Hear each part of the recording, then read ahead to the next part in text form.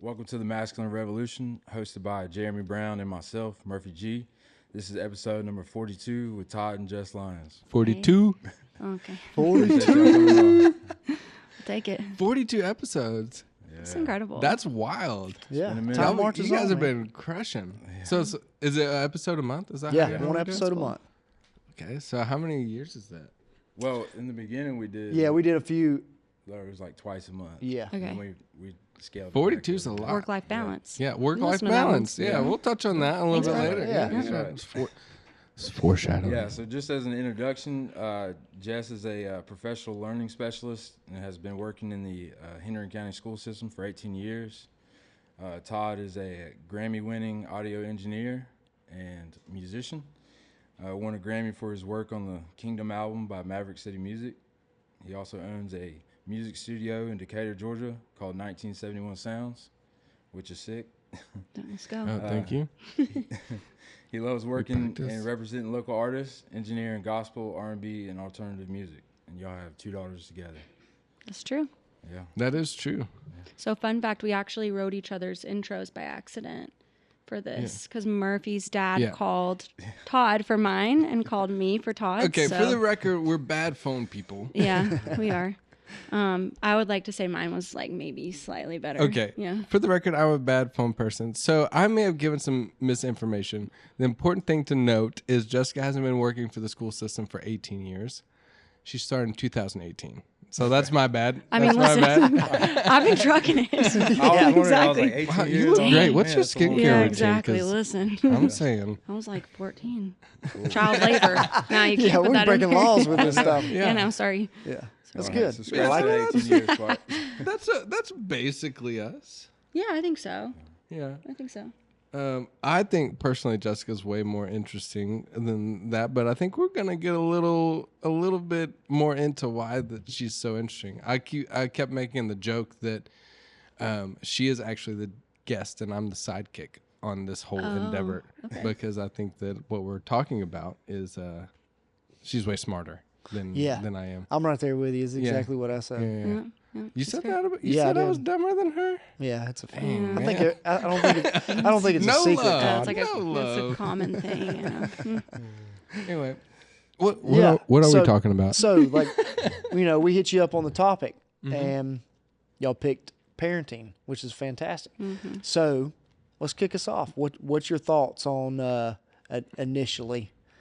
Well, initially, we're like, what are you guys going to talk about? We're like, well, in the age of litigation, we should probably start with a disclaimer, and we are not professionals in any way. Yeah. We don't have any formal training in any of the information that we're about to talk about, but we do have two kids. They are happy, they're healthy, and they're alive. So it's like, what can we talk about that we feel like we're doing a pretty good job at?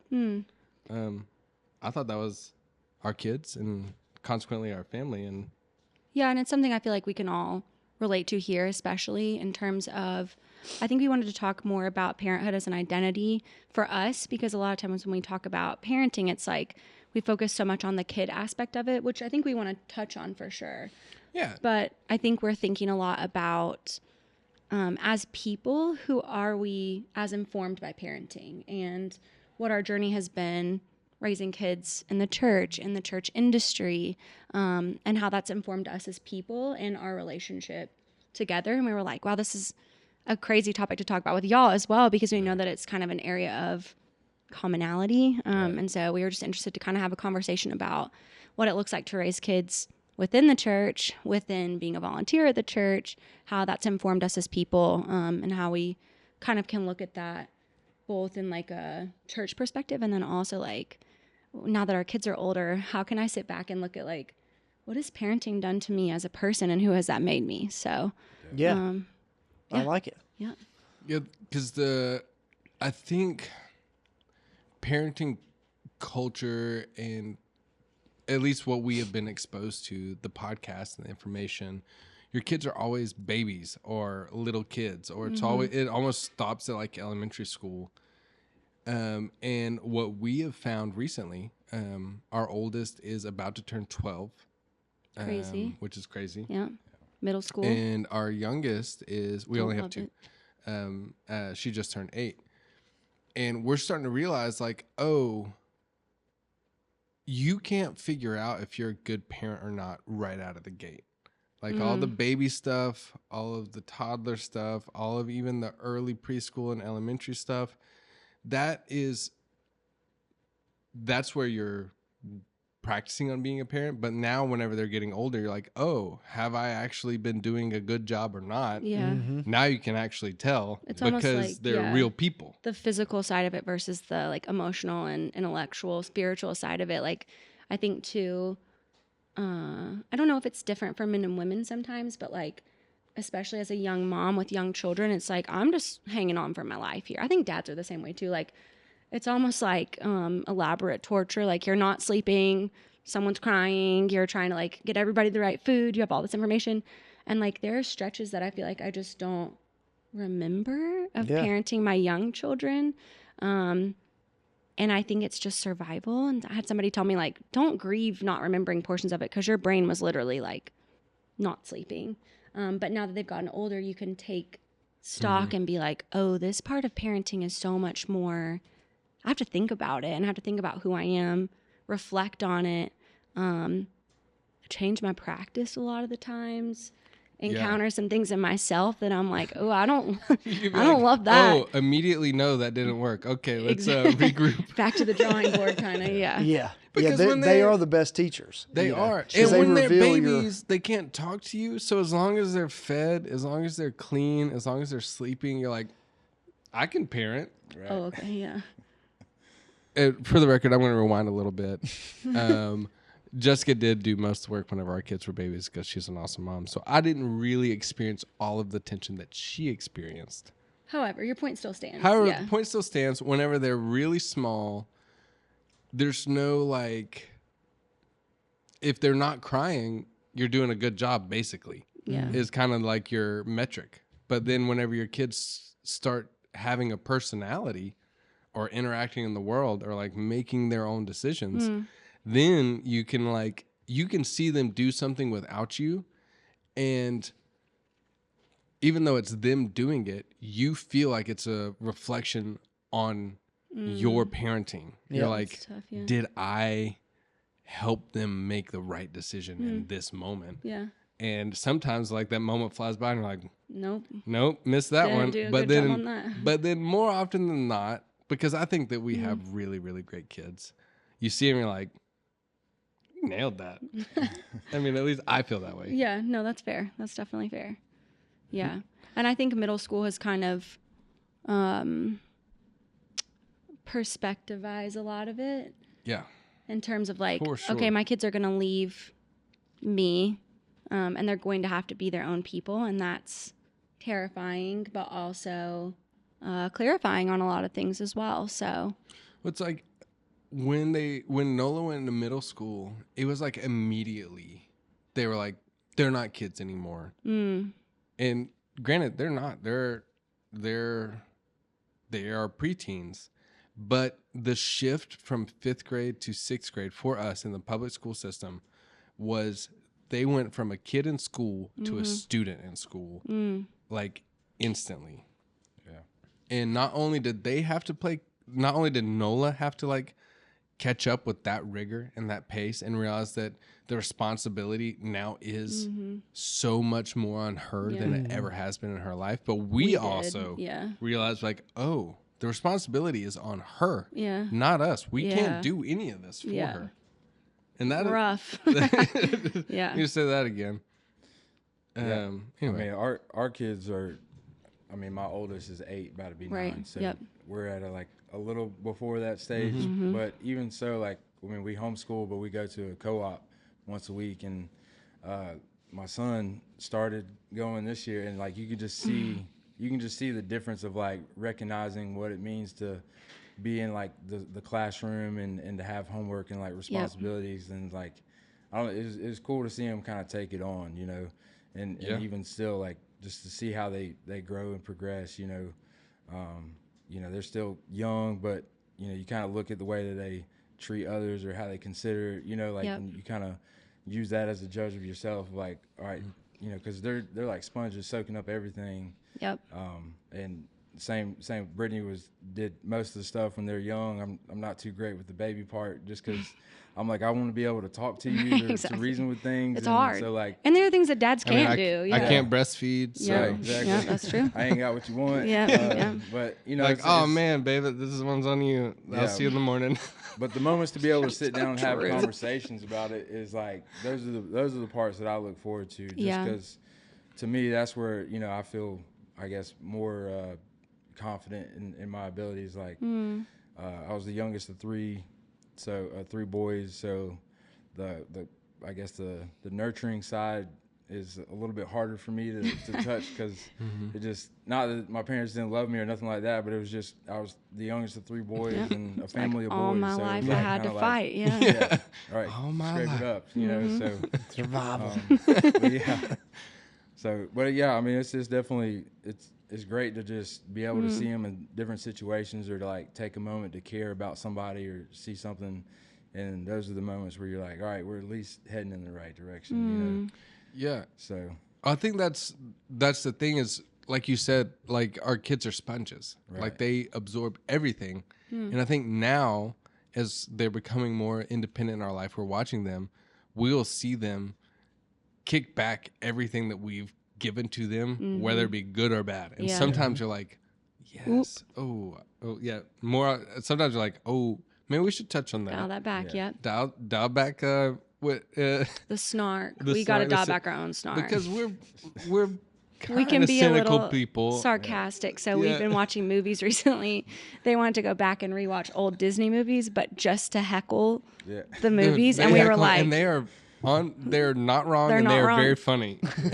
But we're like, that's not really that nice to I say. had to catch myself like, hey, we don't burn. snark at everything that people say in movies. And then I had to turn it, and that's like a lesson for us, is like, oh man, like maybe I need to model for my children a little bit more positivity, because I'm seeing them mirrored right here. And I'm like, okay, we must sound like that Look. when we interact with media or whatever. So the way that we all met was working in churches, volunteering in churches.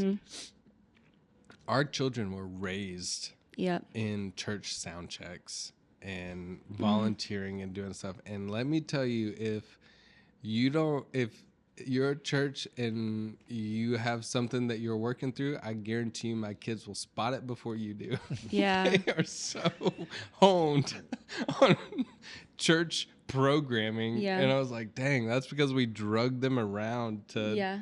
everywhere across. They just like, that's the world they grew up in. But now that they have a critical eye that I think that some people will go to, like, it's not seminary, because seminary you learn how to read the Bible and like interact with God, but like I guess church production college, Okay. like they already have have a they got a bachelor's. degree. Yeah, Okay, they got a got it. bachelor's. I think Eloise has the bachelor's. Nola maybe the associates, because she's a little bit kinder. But Yep.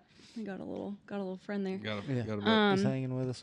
Yeah, I think that's interesting too, and I don't know if y'all's kids do this a little bit, especially y'all's, but I had Eloise in a carrier, baby headphones on, Nola playing in pajamas, you know, like you said, while we sound check, just because we were both here, so there wasn't really an option to not have them in this world. So I'm interested to see, you know, we kind of have conflicting opinions on how that's impacted them and their spiritual walk, and also how they view church. Like, just transparently, they kind of took a break from it for a while. So there were times when I just wasn't bringing them, because it was so much for them that we didn't want them to get like, oh, church, I'm there every Right. Sunday at 6:45 a.m. Like, I don't want to go there.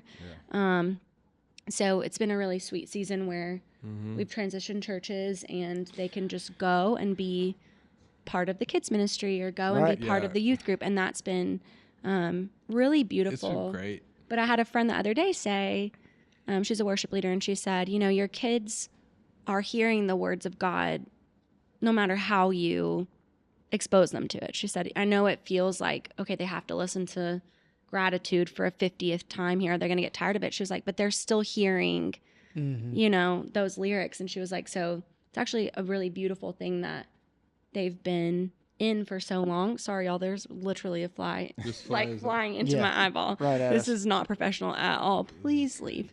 But I think it's a really interesting kind of like.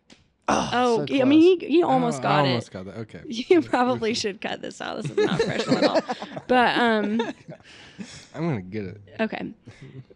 Anyway, I'm just interested in how that has, if y'all have seen an impact on your kids just being so involved and them being here every Sunday, or kind of like how y'all have seen that. I think Ann and I think we've done a very intentional job with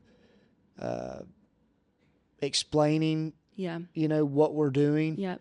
and why we're doing it. That's good. And so I don't have any inclination to see from our kids wise like a perspective of like, oh, we gotta get up and go, Right. because it's always been something that we've explained to them that like, hey, this is what we get to do. Right. We don't that's have to good. do it. That's really good. And so I don't have a negative side of from them saying like, oh, I don't think they have the perspective of church as being something that is, like they have to do. That's good.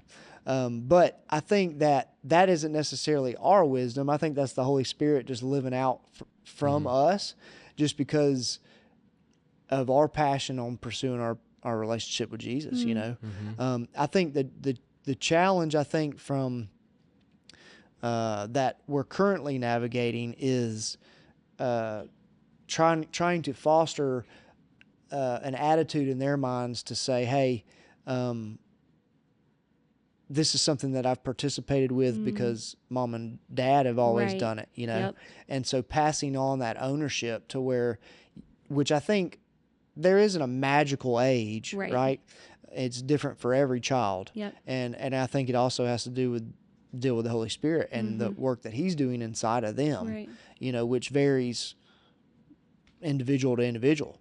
And so it's paying attention to the cues that we can see and then really just grounding ourselves in humility to say, hey, we don't want to be a hindrance in getting in the way of the Holy Spirit and good. what he's doing inside of them. Yep.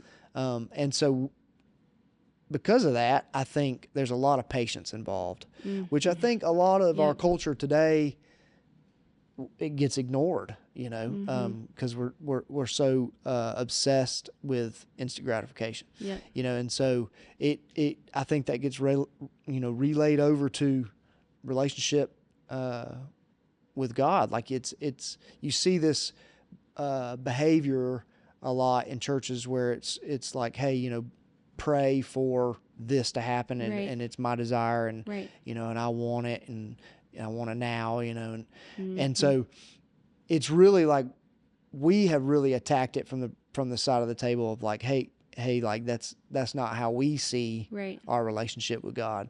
It's more about being in line with him and seeking after that. And so I think our children have really not that I'm aware of. Right. I don't think there's any negative, cognition toward Yep. the experience that of makes being sense. involved with churches as heavily as we have through their entire life. Yeah. But I also think that it's important for children to see that church isn't necessarily something that we participate in. Right. Just Yep. we go to once a week. Exactly. This is something that we're involved with. A It's their community. lifestyle. And that could be a challenge due to the church culture and the church industry. Yeah. Like you Yeah. like you mentioned. Just because I think community is kind of a hard thing to feed these days. Yeah. Just because of the busyness of and the pace that agree with people that. live by. Yeah. But it's a battle though. It's a battle to try to balance all that together. Yep. And then you add the dynamics of they're developing humans, Right. you know, that are lacking experience, and we're their gateway to Right. experience. And And we've never done some of this before. Yeah. Like we're learning Right. too as we go. Yeah. Yeah, I mean, unfortunately, you know, it's funny because Anna and I have had many conversations where you walk out of the hospital, like with our first one, you know, and we have the baby, we go Right. through all this, like the nurses are taking care Yep. of us, the doctor's keeping us informed, and then all of a sudden they're like, all right, well, you're ready to Bye. go. See ya. And you're like, okay, cool. So you walk outside, and then you walk out of the hospital doors, and you're like, Is a grown up not going to come with us? this is ours. Yeah. Yeah. You know, and we're putting them in this car, and we're driving home, and then all the care and all the overseeing is, Yep. and there's not a handbook. Did Anna ride in the back seat with the baby on the first trip home? I don't think so. Is she over there? Yeah. She said She did? She totally did. Yeah, she Jess did. did Well, too. hey, Yeah, I Jess don't did know. too. I was You in a just gotta haze, watch man. him, Yeah. you know? No, You don't wait a know? minute. Yeah, me Drop too. 10 and 2 here. Yeah, exactly. It's like, oh There's a Lord. baby in and then here. you're like looking in the rearview mirror and she's like, oh, there's a baby in the car, and you like make the eye contact. Yeah. It's a exactly. trip. They're just like, yeah, you made this, keep it. And you're like, Yeah. with no supervision. But I think our perspective on it all has always been exactly what you're saying. We Yeah. don't have all the right answers. Right. But we are open to growth. Yes. And we're open to learn. Yep. And I think if you stay in that posture through the duration, the thing that I hope, and time will tell, is that, you know, parenting never ends. It just shifts from what I That's see. You know, obviously there's a time frame where they're under our roof, and there needs to be some structure provided to put them in a position to be capable, competent human beings that contribute to the community that they live Right. in a positive way, right? But then they leave at some point, hopefully, and then not hopefully in a negative way, but hopefully they're Hopefully, confident and they're hopefully capable. they Yeah. want Right, to go. right. Yeah. You know, and then it shifts. We actually in- talk about the ancient implications of kids leaving the family household for inbreeding, if you Yeah. want to. No. It's tribal. It's Cut tribal. that. yeah, Jesus. hard left, baby, hard Help left. us. But Take then the you know, wheel. then I think it goes into a phase of life where it's like you're still parenting, but they're adults, and you're there for when they need you Right. instead of there's always a need. You know. Exactly. But I think the largest challenge for people raising children within a church is to instill the importance of living within a community. And Yeah. if you can grasp that and allow the Holy Spirit to have that seed in them, and they receive watering and all, and it begins to grow, I think that Jesus works out the rest. I can see you that. know, Yeah, that makes total sense. over time. But it's tough. It's hard. It's extremely tough. Yeah, that was actually something that we have made a strong decision for recently. And that's basically due to the nature of my work.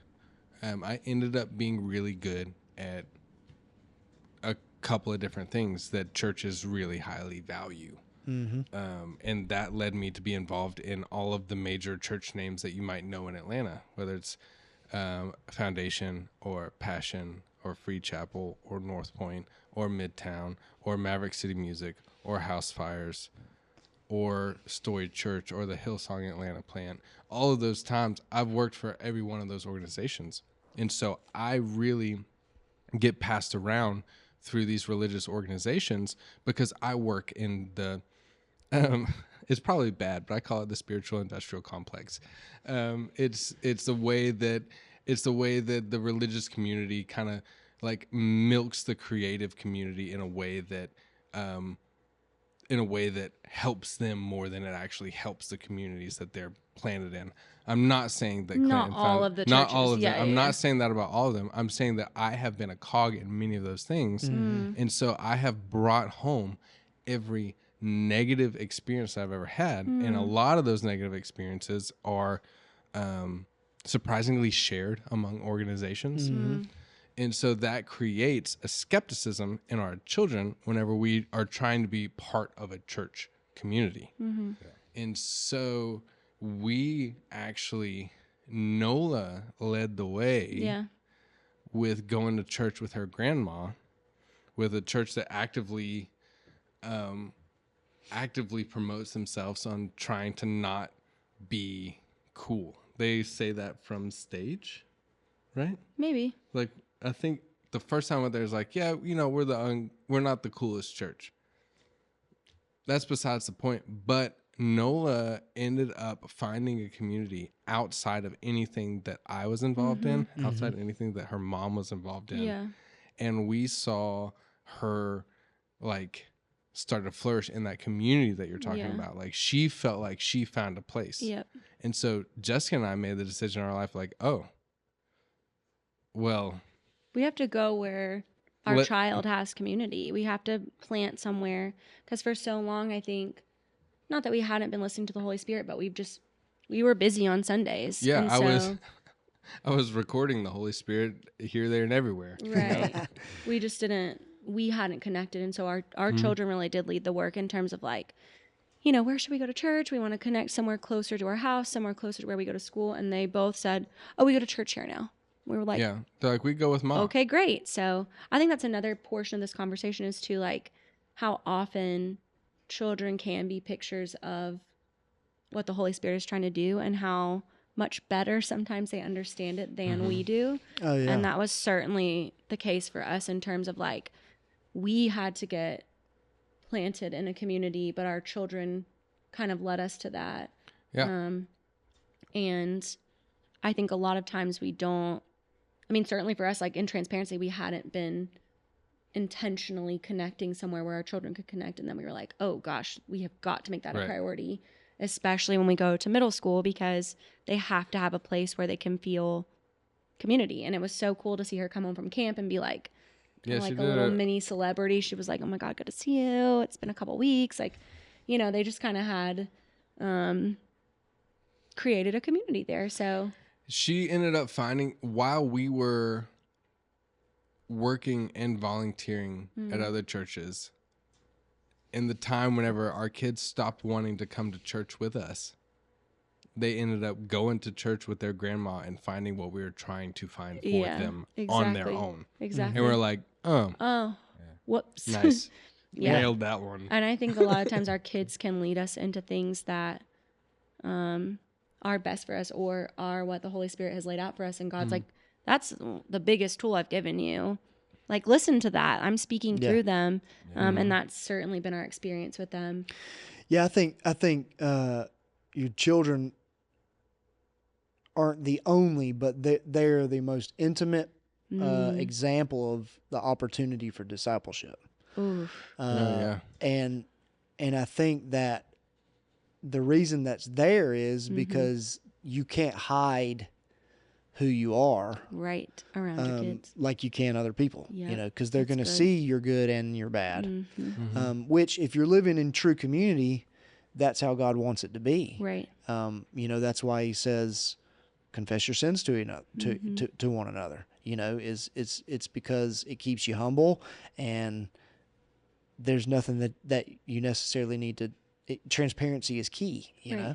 And so I think that the opportunity for that with children is enormous, because they are sponges, like you mentioned, and so they're paying attention to every little detail, and every little attitude and everything that's coming out of your mouth at all times, whether you realize it or not, which is humbling.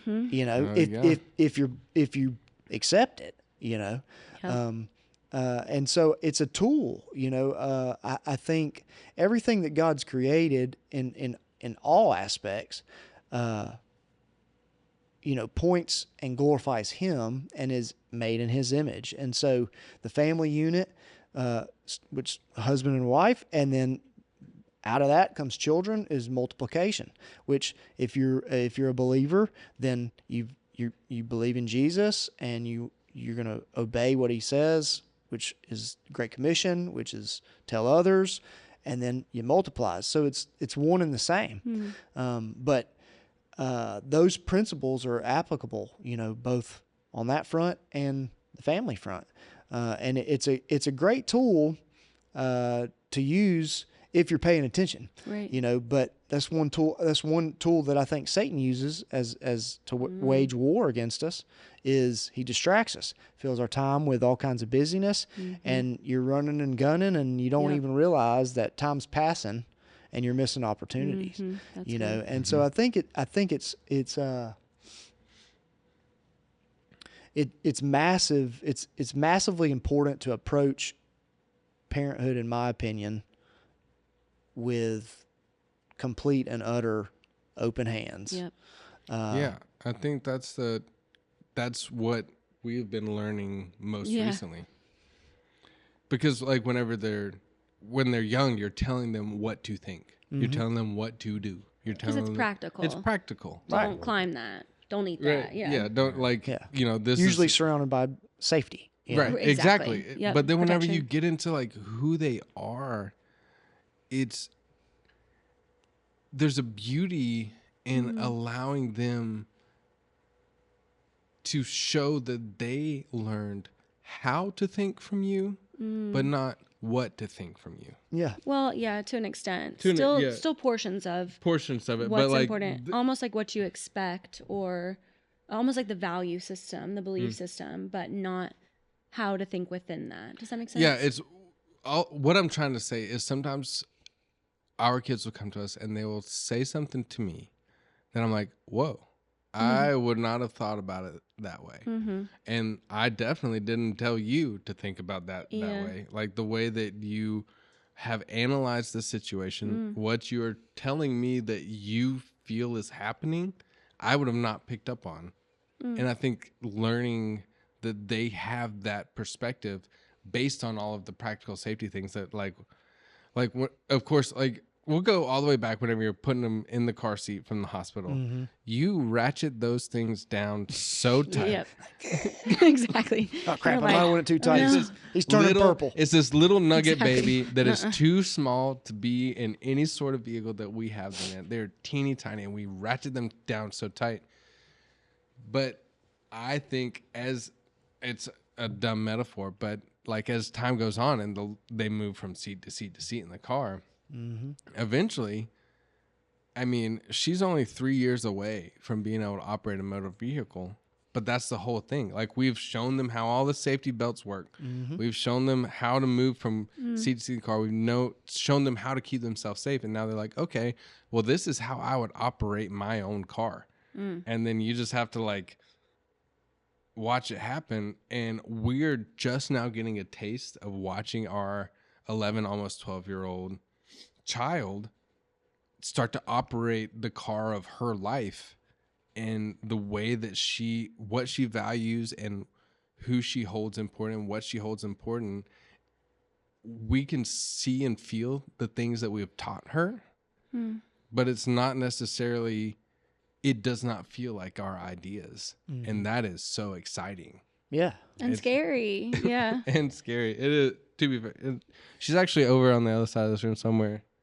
She's not paying attention. She's not. She does No, care. she's not. She's got earphones in. Yeah. You touched on something earlier, which I'm not sure, if y'all were raised in church or like to what capacity, like Right. just members or so like my dad was a children's pastor and then a pastor for a time and a deacon, and so as a kid growing up in that, and like you said, it's the industry of it, right? And so then not that there's not good people or there wasn't good people or good churches that we attended, but Right. like there's politics and people's egos and all that stuff goes on. You see behind the curtain a little You see bit. behind the curtain a little bit more than just somebody who shows up and or just attends on Sunday.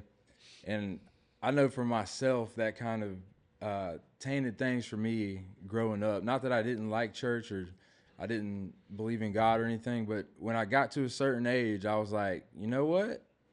I don't know if I'm down with all this. And the thing about that is I had to, that's also, there's two parts to that. Like, yeah, the things happened that were like, that shouldn't have happened in the church. Yeah, for sure. Did people, I guess, let me down as a young kid hearing that or seeing how things would play out? Did did all that stuff happen? For sure. But I was also not mature enough to really like realize that people are people, you know, nobody's perfect. And, and so it took me a while to get to that point.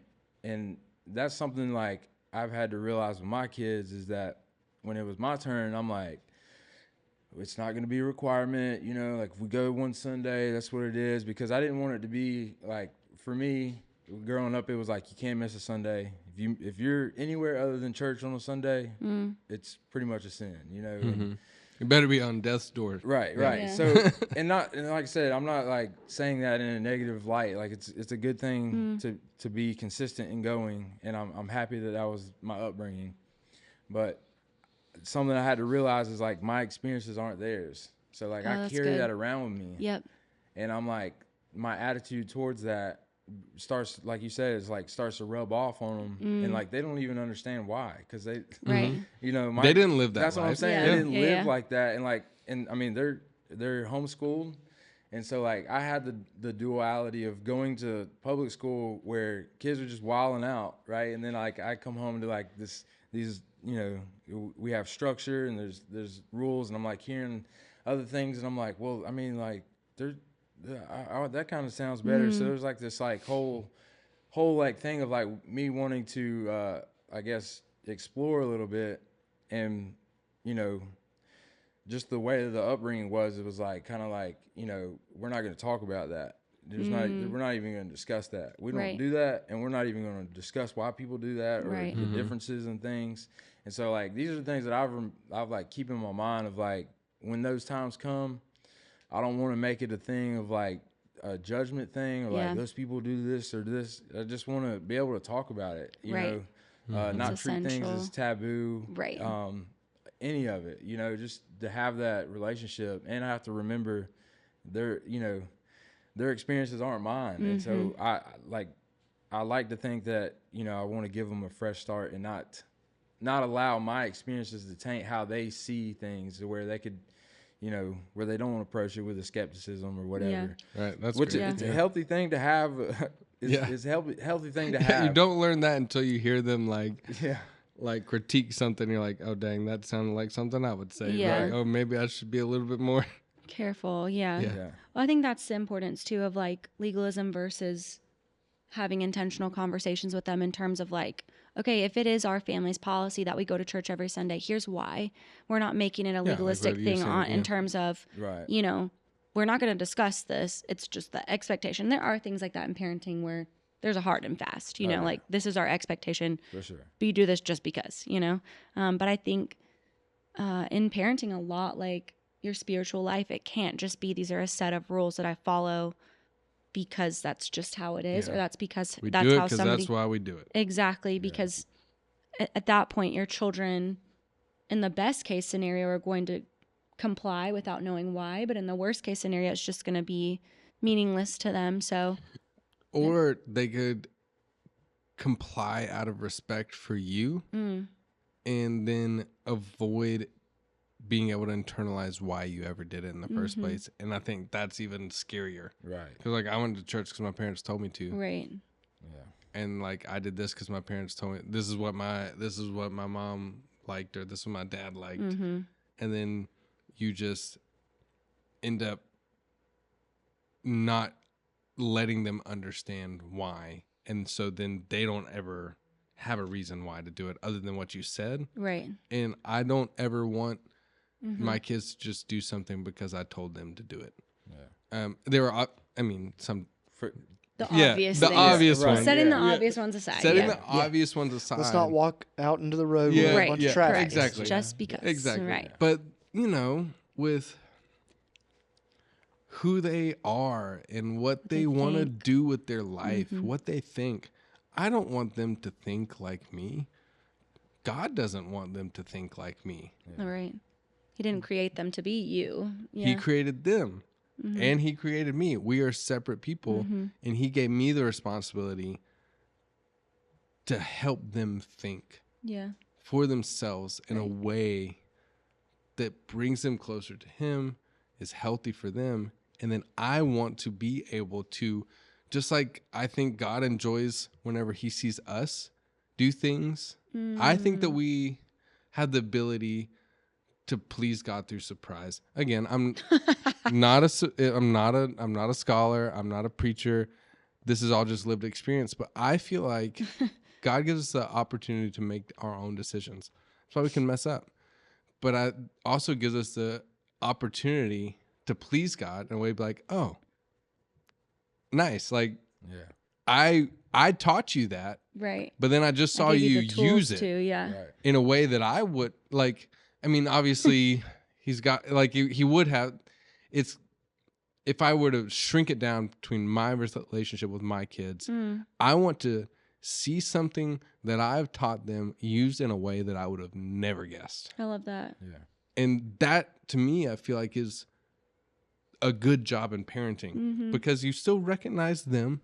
You still recognize yourself. You still recognize your family core values and beliefs. They're not like doing anything like you're like, oh, whoa. You're just like, oh, whoa. Yeah. And I think I think you're right. That's a exciting. Good, like, microcosm of, and you know, of course we're in the world, so not necessarily tainted, but definitely not ever to the extent of what the heavenly picture would look like. But I love that as a picture of, okay, you have given me all the tools to live this out, but now I'm surprised and impressed at what you decided to do.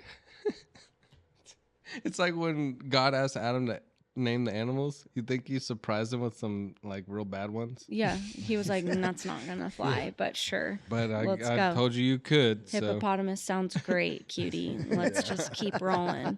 Rabbit, fine. Yeah, and I think that's funny that you, knowing your life and how a lot of things have gone for you, I think you probably surprised God your fair number of times, in a pleasant way, you know, most times. I think sometimes he's like, whoa, too far. Sometimes not. He knows when. You can, yep. Yeah, but I think that is what we would desire for our children. It's hard though, because I think the crux of a lot of this is control. And I'm a big control person. That's a huge part of my personal growth. My spiritual growth is like, I've got to loosen my perceived control over situations. And like, I mean, we keep going to the analogy, but I mean, I'm riding the back seat staring at my newborn, but what can I actually control if we get into a major car crash? You know, like that's dark, but I'm not going to be able to do anything by staring at this newborn. We've done all we can. I would like to continue in middle school to sit there and stare and, you know, like control every aspect. If there's bullying going on, I want to go up there and that one kid. I want to go up there. Like I want to take care of it. He or exists. if not, I want to email the counselor and like take care of this situation myself, because that's my kid and I want to be able to control the outcome for her out of protection. But so much of them getting bigger is releasing that control. And personally, I dealt with a little bit of postpartum anxiety after I had Eloise, my youngest. And I actually had some of the symptoms of my postpartum anxiety come back when Nola went to middle school. And we were like, what is going on? Like, why am I having these major panic attacks? Like I had one here at a Christmas rehearsal. Nola was at Beta Convention. I couldn't breathe. I couldn't speak. I was like curled up into a ball. Like, what is going on? Like, do I need to go back to my like postpartum care? Like, what is happening? And we really kind of came to the conclusion prayerfully, like, just it was her going to middle school that was freaking me out, and the loss of control of. It's one more. It was like, ideally, you don't realize the levels of control you're losing, or it benefits you. Like, oh, they can make their own cereal, you know, like that. I don't have to control that anymore. So now I will stay on the couch. They will make cereal. Right. But whenever you watch them walk into a building and interact with people and she was a educator at the elementary school that my kids went to. So she was very integrated in all of their education up until the 5th grade. And so then it's like that was a huge page flip. Yeah. I'd never sent Wow. my kids to school without me. Mm-hmm. I just went in and I could not control, but like something happened, I could walk down to their classroom, and that was a major part of why I went back Right. to work as a teacher anyway, because we could all be in the same building. Yeah. And health insurance for musicians, but The health bless up, insurance was you a know? good that was a good aspect of it as well. Yep. Thanks Henry County Schools, since we were weird about that earlier. Shameless plug. But 18 years. 18 years in it, baby. 18 years. Ever since I was a kid. Yeah. You got We've some had insurance tenure for a long time. About ready to retire. Yeah, that's what I'm telling you. Only got 12 more years. Thank God. Let's just keep that. Yeah, Call it's on the TRS, internet, please. so It's it's good, real. true. Awesome. Yeah. Thank you so much. welcome. Yeah, so that loosening of control. I tell people this story about middle school. Since we had all gone to the same place, since Noah was in kindergarten, I knew my kids, and they were mine. We all went to the same place. We ate breakfast together. We went to school. We got in the car. We went home together. And then Nola, the first week of middle school, she got in my car and she smelled different. Not like BO, not like middle school. Not like a ugh, smelly middle on the school. playground. No. she smelled like a different building. And I was like, why does my kid smell different to me? And it was because she was not in the same place that I was all day She'd long. spent 8 hours somewhere else. Separate. And so it's been a journey for us. It's actually beautiful to talk about it in the summertime when she's done with her first Any year of sixth listeners, grade. middle school is wild. It's wild, but Especially your first time around. We'll see about the second time. I feel like a praise that we got to the end of it and are sitting here talking about it with you guys, because we don't feel the same as we did when she started. In fact, a lot more hopeful, I think. Oh, yeah. And definitely a picture of what letting go of control a little bit looks like, because as much as I would love for my baby to smell like me, act like me, be like me for her entire life, there is an element that I have to let go of control. Yeah, she's going to be so much cooler and more beautiful as herself than another version of us. But there has to be that point where she's off making mistakes that you make whenever you go into middle school, or making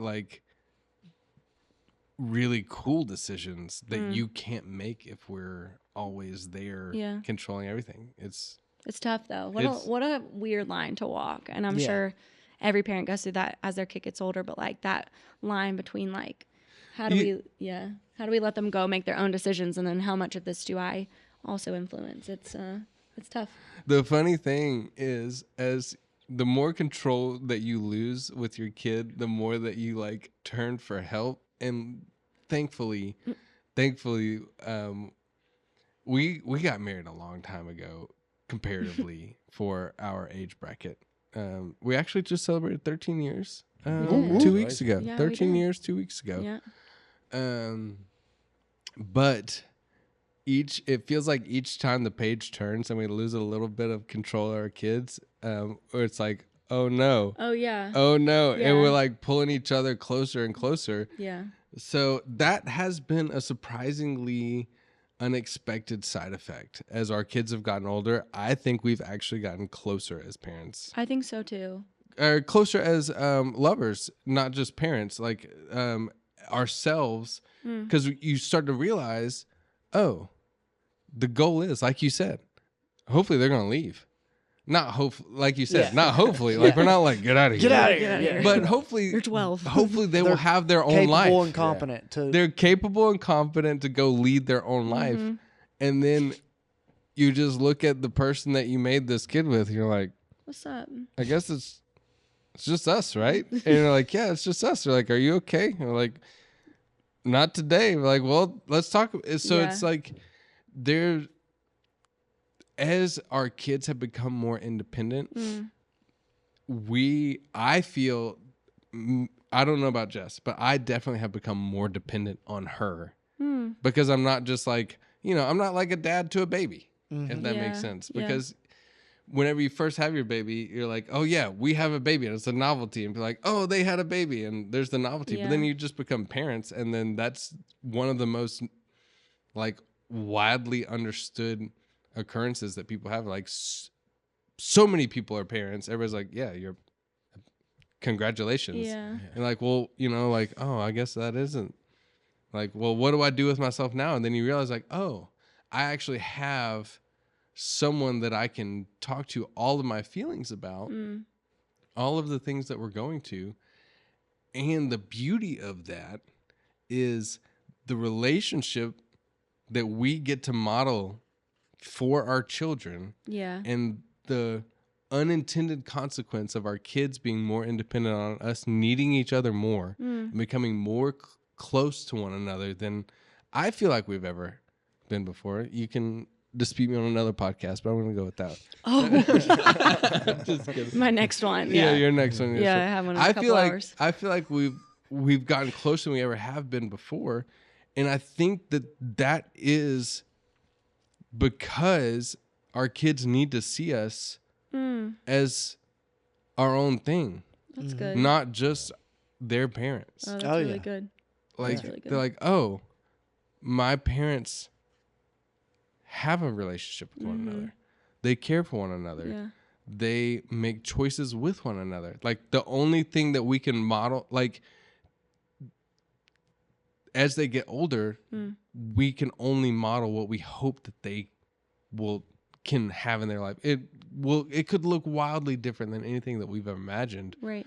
But I hope that our kids are as happy as we are. Yeah. Yeah, for sure. For sure. Yeah. No, I thought I was supposed to dispute that later, so I don't know. Yeah, and I think too, and I don't know if it sounds like our parenting experiences are similar. I think the mom, a lot of times in early childhood, it's like your brain, we talked about this a little bit, doesn't belong to you all the way. So like you are literally in survival mode. So I think sometimes reflecting on it as they're older, it's like you are a mom with a baby, and then your husband is kind of like the partner to a woman with a baby, kind of. So a lot of that babying belongs to the mom. And I'm seeing portions as my kids get older where I'm like, I really just didn't even have the brain space to even acknowledge some of my husband's needs, wants. And that's not even just like your physical wants, but just like, I wasn't able to pay you as much attention when the kids were little. Like, and as I get older, I'm like, wow, that must be a little bit isolating for fathers, because not only in a lot of cases, and I know all families are completely different, but in a lot of cases, like I am devoted to this thing, keeping it alive, like running on 2 hours of sleep. And then my husband doesn't have that same connection to the baby, just practically, physically. And I can't give him the same level of care, affection, attention that I previously would have. Or we had a baby right away, so we would find out later that I would in the future, you know, like we didn't have a ton of time in between getting married and having a baby, about a year. But I think as our kids got older, it freed up a lot of brain space and desire in terms of this is the person that I chose, and this is why. Right. I think we were able to see the way that our kids were turning out, which kind of a surprise to us, because again, we were real young. I mean, not to me. Not to Jess, to me. Well, to be fair, I never pictured myself as a dad. I never was like, I was never like, oh, I don't want kids. Kids aren't my thing. It literally was never something that I ever considered in my life. Just not avoiding it, not thinking, just zero thought process about it. And we were really young when we had our baby. And we were really anyway, young. yeah. Like I was 22 years old. Jess had not even turned 21 yet. She had Nola 10 days before her 21st birthday. Yeah. So we were absolute children when we had children. And so then we go through this whole cycle of what is widely marketed as an early young parent experience. And it was really tough for us. I mean, we were raising kids while the rest of our friends figured their lives out. And that comes with a whole different set of issues itself. But I think what Jess is saying with like I don't think that she ever didn't give me attention. I don't think that she ever wasn't there in our relationship.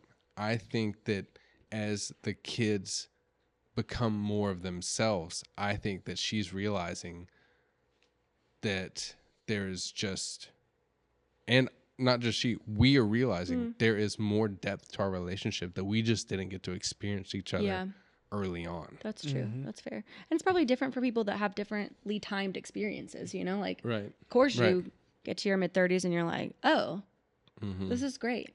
But yeah, I think the parenting experience definitely brought us closer. And I think I hate this advice because when I was going through it with little kids, I did not want to hear it gets easier as they get older. Cause you're like, thank you so much. Like, they like, I'm dying, but like, thank you. I'll check back with you in 5 years. However, it does get a little bit easier as they get older. It seems like the issues you have to take care of are wider spaced apart and way more complex, but like your day-to-day life, definitely easier. Definitely easier, I think. And that might be a privileged take, but you know, we've found it's gotten easier, but it's also been, you know, that struggle when I was 23 and feeling isolated, like we're feeling that there was a reason that we were doing that then. And there's a reason that 13 years later we can be like, wow, we fought for that, but now we kind of came closer. So, yeah, I mean, good job. Nice. I'm not going to talk bad about you, and I don't think you can high five in that mic. The audio tech's going to get sorry, so I mad. just I thought you were slapped an it, engineer. Jeez Louise. Yeah, I don't have the headphones. I asked for no headphones. That's right. Oh my was God, like, what but- a diva. For real? did. I was looking forward to the headphones. I was I like- thought it made me look so profesh. Well, I'll be thinking about what's being printed and not what's being said. Oh my God. Okay. I mean, we're having a great time in our marriage. We're having a great time in our marriage. Thanks for asking. Oh man. I think the end of breastfeeding was probably a good turning point for us. I'm gonna rephrase that. Not a good turning point. It was a turning point as far as like being able to get back to being a couple again. Yeah. Which, like, that whole thing, like it's. I mean, to watch her go to do that. I mean, to dedicate her body to that whole time, to where it's like you're not yourself anymore. It's always a baby's attached to you. You're the source of everything, and so, and I know that's a incredible mental strain to have to always be on call like that. So it's just like, you know, once there was able to like exist without it, then it was like we're able to like go on date nights again without a baby screaming in the back or whatever. And so I think definitely for us that was a you know, turning point to be able to like get back to dating each other again. Yeah. Yeah, dude, you're not wrong. Whenever you stop breastfeeding, there's a freedom that when I say my wife experienced that I got to see. And I'm like, oh, that actually was like crazy. Really hard for them. Yeah. And there's just, I mean, we went through a lot of really, really funny scenarios on like trying to do date nights together, like going to weddings together when she's breastfeeding. It's just always wait, I got a pump. Yep. You got to pump. We forgot the pump on one You drink wedding some that wine we and you went got to to. pump and dump. Been there. Yep. Getting turned around, like trying to go to a date and having to like whip around, head back. And then I don't think that I ever conceptualized the personal responsibility that she felt in those moments. Because I felt a more, this is going to sound pretty chauvinistic, but in those times there's like a more managerial responsibility. Like I'm actually driving the truck. So now I'm going to do everything I can to help get her what she needs, make sure that we can get to where we need to go, and she can be there to do what she needs to do. And so it's like I'm doing the dad part. But then I don't think that in those moments, in that time of our life, I realized how personal her part was. Right. And I think that is what, as we move through chapter in our life and we talk about our kids becoming more and more independent, it literally, it's like a separation from my wife's body. Right. That I never had that connection. I didn't grow my kids inside of me. Right. I didn't feed them with my body. They didn't take up my heart and my soul and all my brains. I managed those situations. I got them what they needed, but I didn't feel like I didn't feel like it was me in my arms. I felt like I got to see my wife holding my child in her arms. And I think that recognizing that those separation points in our marriage, and each time our kids take one farther step away from, just like we were talking about middle school, there's a mourning period. Yeah. But then that also brings on a new chapter of our life. And that's where we get to feel that the new open space is a space that we are allowed to occupy with each other, because that's not where there's not a child there anymore. The child is now more themselves and less of us. And I think that that's the beautiful part of it. I love that. It's almost like you, that's really lovely. I think that's an encouragement piece. Like, no. Nailed that one, Okay, guys. please. High five, Alan. And then you just and then you undid it. You did it and then you undid it. So great. It's all about balance. Life's about balance. Yep, we're back to ground zero, which is cool. Cool. I forgot what I was saying. I think that that's really interesting. I think number one, an encouragement for parents listening would be really, I wasn't hearing in empathy your experiences during that time, and nor were you mine, and now we can reflect on it. But I think that'd be a great encouragement for parents to be like, maybe lean into your partner during those moments and be like, what is your experience in fatherhood right now? Or like, what is your experience in motherhood? Not what are the kids doing, not how do you feel about where the kids are, but how are you as a person? I think that's what we wanted to talk about, is your identity as a parent. What is your fatherhood experience like in this moment?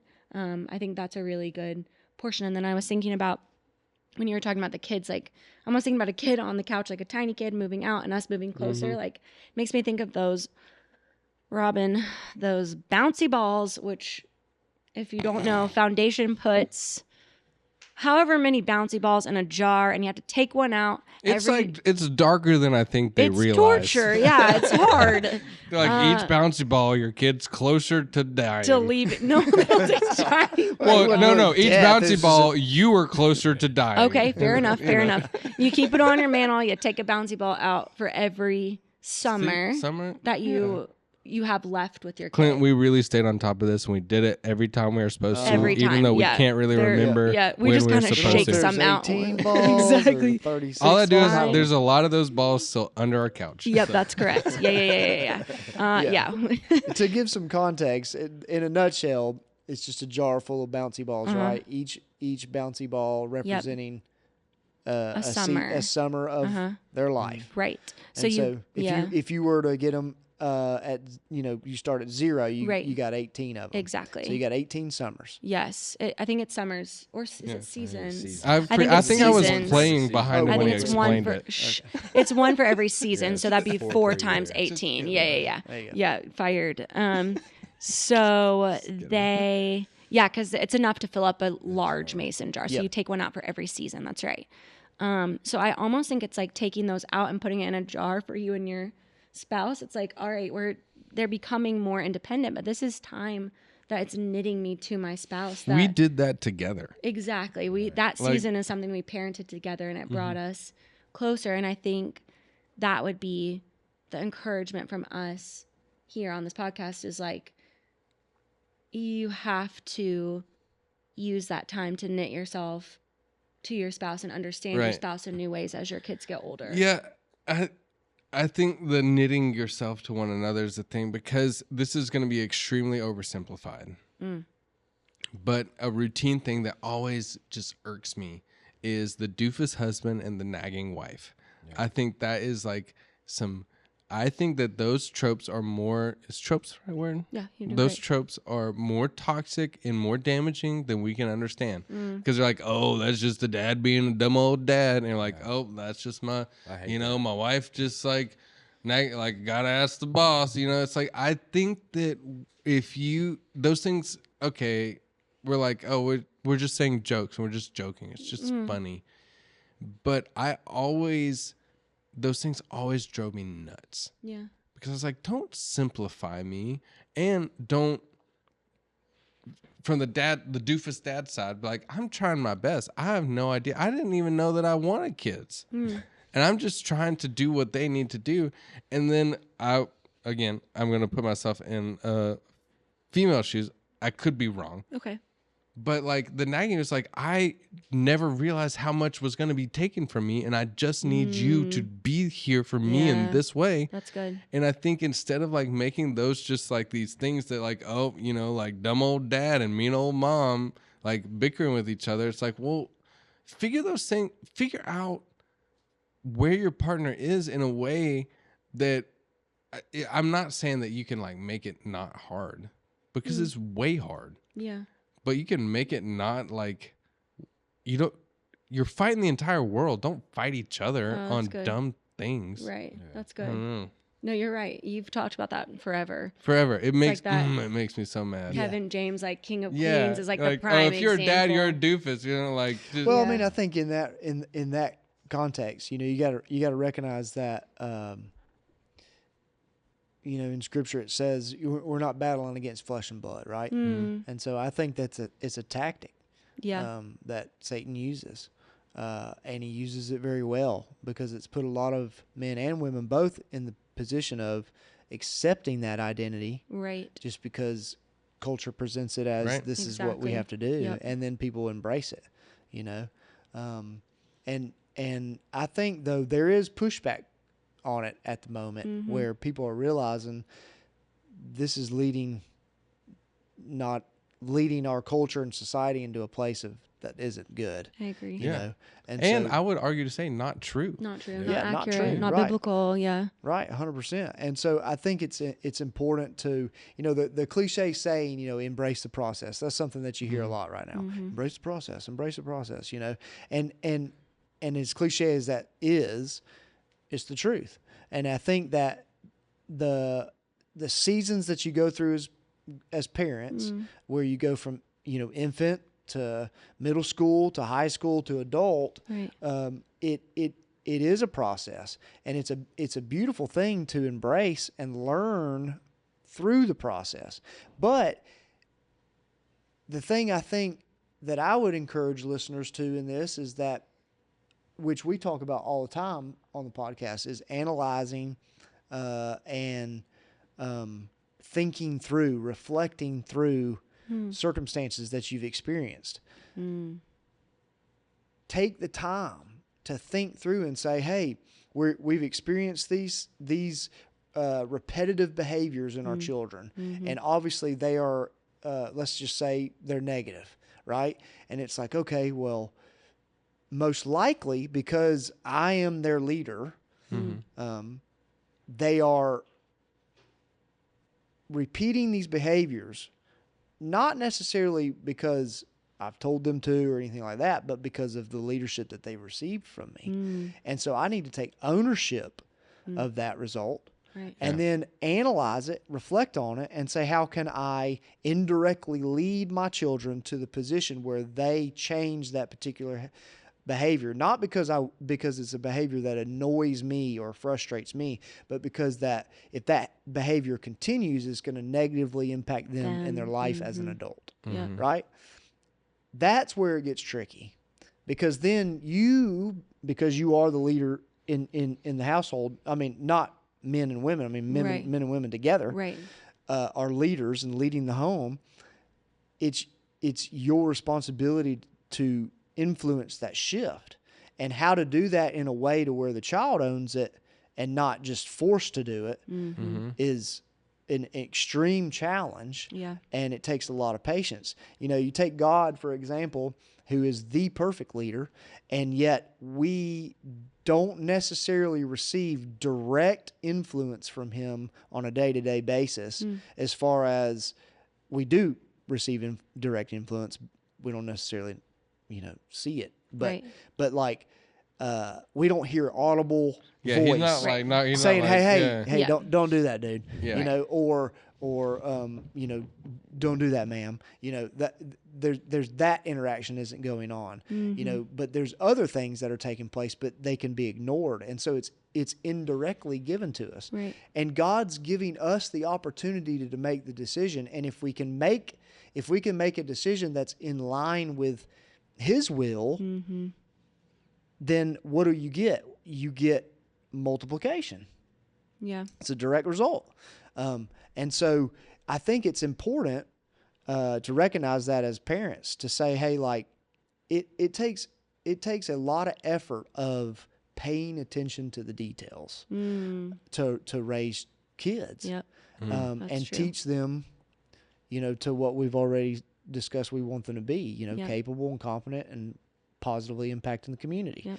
And so it's, are you taking the time to think through your parenting decisions and analyzing what you've experienced in the past? And failure is the best teacher. And so it's not the purpose is not to avoid failure. When you shoot for perfection, what does that do? Like, that doesn't set you up for learning at all. So you don't necessarily try to avoid failures. You look at the failures and you learn from the failures. And if you want to take have another kid. Yeah. I'm just Exactly. kidding. And I think the most important lesson that I've learned so far is explaining those failures and those experiences to my children. Yeah, I think that's really good. Being able to own up to your own mistakes and like even be like, hey, listen, we tried that. We're going to try something else. Yeah. Yep. Our bad. Yeah. And like something personal on my end is I recently had a conversation with my son who's 13 and my personality's very logical, very black and white. I try to avoid the gray area as much as possible. Right.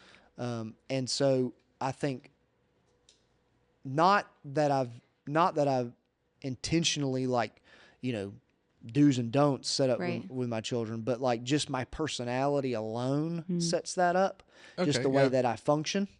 And so him and I had a conversation. We've been going through this thing together that I read in a book where it's an intentional year together that we have a physical, mental, and spiritual challenge that we complete. Oh, interesting. And then at the end of the year, which is coming up very soon, him and I will celebrate it and go on a trip together, come back. And at that point, there's expectations on his end that it's like, look,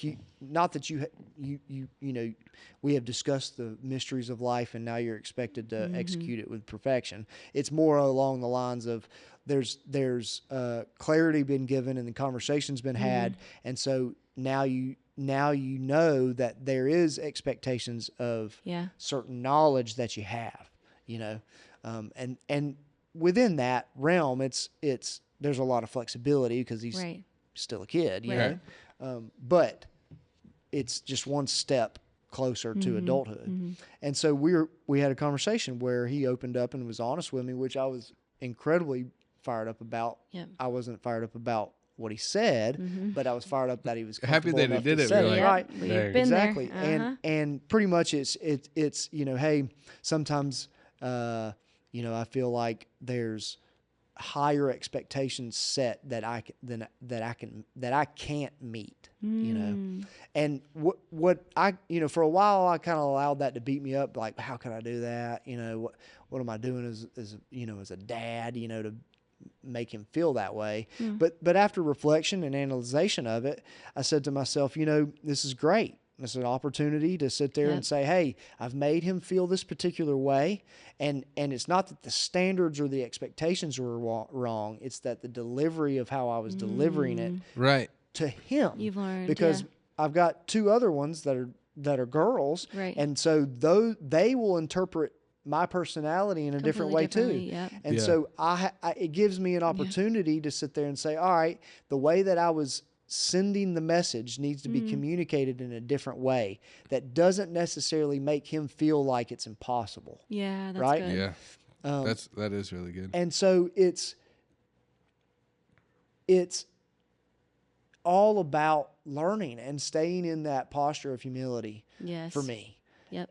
And embracing and having and creating an atmosphere that there's comfort there, that you can have those type of discussions. Yeah, I agree. And that's what's pretty exciting. As they get older, they can have more in depth of those real, like, Oh yeah, and you want it. Yeah, Yeah. you crave want- it. like, When they're honest about things, it's just beautiful.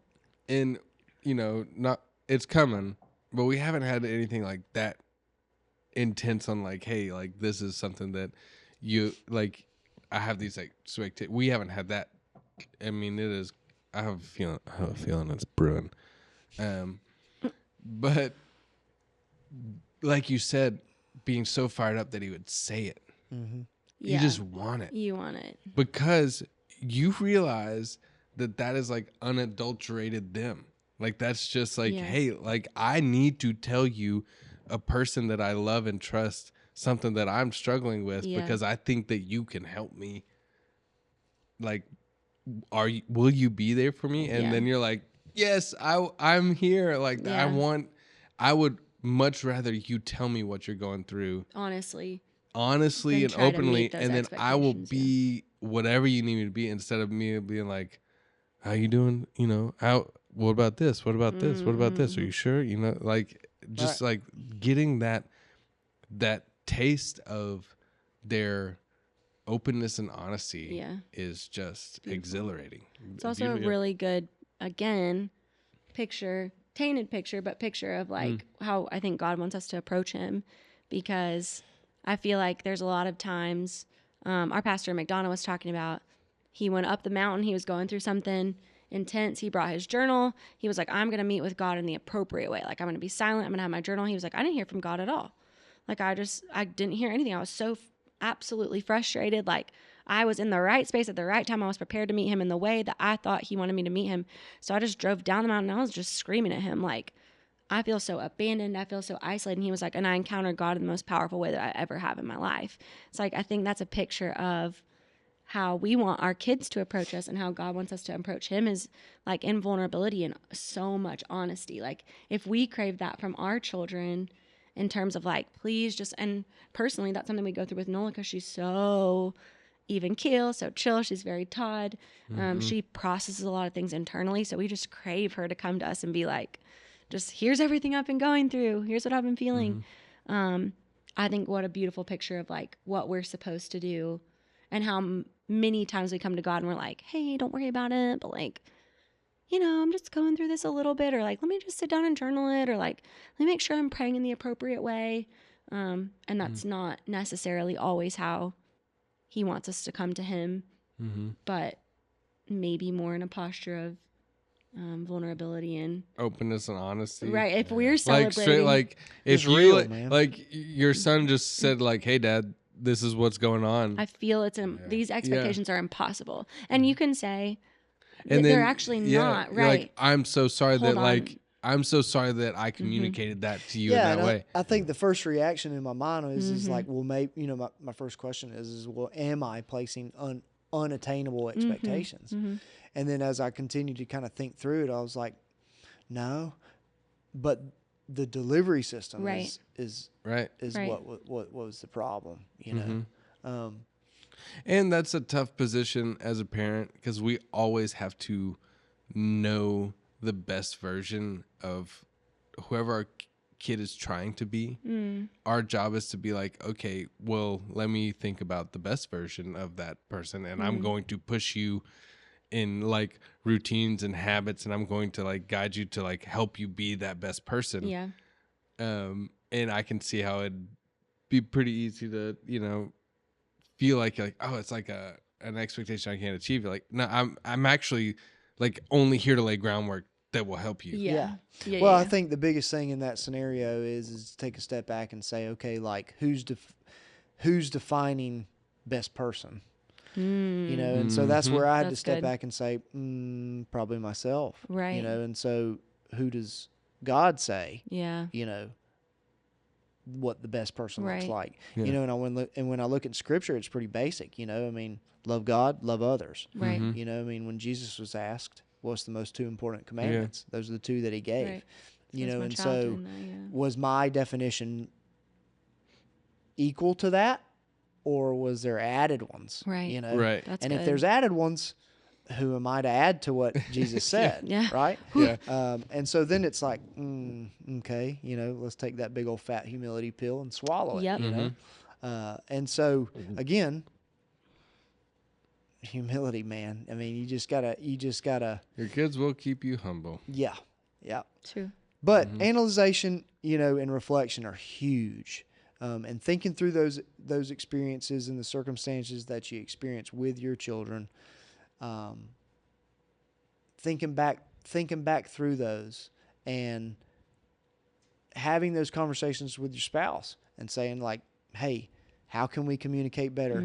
How can we connect the why for them? How can we set the standards, Right. but then also offer grace just as Jesus does, and that's a constant realignment as different seasons and they grow and they experience more and they have their own personalities developing. It's a constant change, which is, in my eyes, fun, because then it's never Exciting. like, well, I mean, Right. you're experiencing something new every day, Right. And it is each time it's more complex, but it feels like your relationship is like more suited. Your relationship is smarter than it was the day before. So now you can handle it better. Right. Like, because you and your son had that conversation, next time around, it may not be like next thing that you come up, like you guys did that together. Now, what else can we do together? Exactly. Like, yeah, and it also has helped me to where I've actually circled up with him, and months have passed now where, and I'll say, hey, how am I doing? That's good. And then to have him give me feedback on how I'm doing versus when you think dad and son situation, it's just like, no, you're just going to listen to me. And how, I'm not perfect. And so right. it needs to be checked, Yep. That's true. So That's great. Yeah, something I noticed within myself, listening to my oldest talk to the middle one, was like my years of bad decisions, always on my mind, and I want to spare them from that. And so a lot of times I'm real sharp with my words, but it's because of what weighs on me from my past of like what I've had to go through that I shouldn't have been through if I just listened to wisdom and not have been so rebellious. And so I try to it's like when I give direction, it's like that's what's in my mind is like I need you to grab this principle so that you don't go off the way that it's like, and then I overhear my oldest talk to my middle or the youngest, and I'm like, oh, that's what I sound like. Yep. And I missed the mark. And so then it's like, all right, I gotta have more patience, because again, just like the same with the church thing, it's like, I'm bringing my experiences of like everything that's hit me in my life and been like, I'm gonna save you from this, but it's like it's your life to live, and like just like with my parents, there was nothing they could have done to stop me from going the way that I did. Because it was in me, like I had to go make my way or whatever. And so it's like I try to keep that in mind, because a lot of times I know like I can be sharp, and then I hear, and like in the moment I'm like, well, Dad, it's justified, like I should be able to talk like that, or give you a direct thing to do, like you do that. And then I hear my oldest repeat it, and I'm like, man. I gotta stop. It's a bummer whenever you learn a thing that you taught your kid, yourself. truth about yourself that you taught your kids that you don't like. You're like, why don't I like you doing that? Like, oh, well, I taught it to you. So. It's like I know that's like her way of being authoritative, or like trying to like, which is she's doing me a favor or whatever. She might be in the room with them, and I always say, like, she's learning from her favorite. Sister. It's like sometimes she, and she likes being in charge. And so I'll go in the room with her. I say, hey, look, I get it. You're like, you have that in you to want to lead people, but let me like talk, like you want them to want to listen to me, and not to feel forced to do that. And so it's like when I hear that through in the next you room, are being like, very responsible. Man. Thank you. Please don't do it like that. Tone it down. You know what I mean? It's like, and that's the hard part. But I've had to like think back through it, and I'm like, I know that's why I'm so sharp, is because I know that I felt a lot of pain and heartache, and it's like a lot of that could have been avoided if I had just not been so just hell-bent on finding out for myself. But, you know, and so I try to, like, instill good things in them, same way that I was brought up with me, and, you know, I hope that they do it better than me. So That's always the hope. We just hope that we can only hope that our kids are better than we were. right. That's right. So, what do you think the takeaways from today's conversation? I think the takeaway, I would be interested for us to hear this again in like 20 years. I'd be interested to hear what someone with adult children have to say, because I think we have, I would love for people with younger children to hear it, to know like encouragement in terms of things do get easier. Parenting is a beautiful picture of what God wants for us and how he provides for us, I think is a really important piece of this conversation. But then I think we'd also want a takeaway here to be your identity as a parent is beautiful and belongs to you, but it also can really, if you're intentional with it, it can really strengthen who you are as a person and strengthen your relationship with your spouse. So Yeah. I like it. Yeah, I would agree with those things. Oh, he just said ditto. Okay. No. I could come up with That's that some knitted I could togetherness. knit Yeah. it together. Yeah. And I think that was an important part that we really wanted to touch on, because we've been journeying through that, is I think parenthood, I think all parents should really look into what it looks like to parent with your spouse and not parent Yes. independently from your spouse. Yes. And so I would hope that people listening would evaluate their relationships and where they can draw near to their spouse in parenthood and as a picture of what heaven wants for us. Yeah. I think that my takeaway from this is just allow yourself to be pleasantly surprised in who your kids decide that they are going to be. And hopefully you can celebrate what you've instilled in them and with whatever they decide to do with every decision they can make. Just enjoy being surprised by your kids, and then be surprised by your spouse and learning to get closer to them in not the absence of your kids. That's a weird way to put it, but As your kids grow. And as get your more kids, independent. as they grow, just like realize that you have the opportunity to love somebody in a way that inspires your children to want to do right in the world. I don't know if that made any sense. That's great. Yeah. Nailed Anyway. it. Makes Yeah. sense. Kill it. Yeah. Anyway, Got any closing thoughts, Murph? Yeah, I mean, just as an encouragement, I always say just like everything happens in seasons, and we've really leaned into that with our marriage of just like, you know, when it was breastfeeding, it's like, this is what we're doing, and I'm gonna support you in this, and this is a decision we made. I mean, and then now, you know, just recently we went on a vacation for the first time by ourselves, and so that was a good thing. So I just say, you know, stick through, man. I mean, you know, enjoy the journey, enjoy the process, you know, and lean into that, and as time goes on, it definitely gets better and easier. So, it does. That's true. I mean, until something really crazy happens, but right now, Oh my God. yeah, Wrap us up, Jeremy. it's always a dark time. take us home. Yeah. Yeah.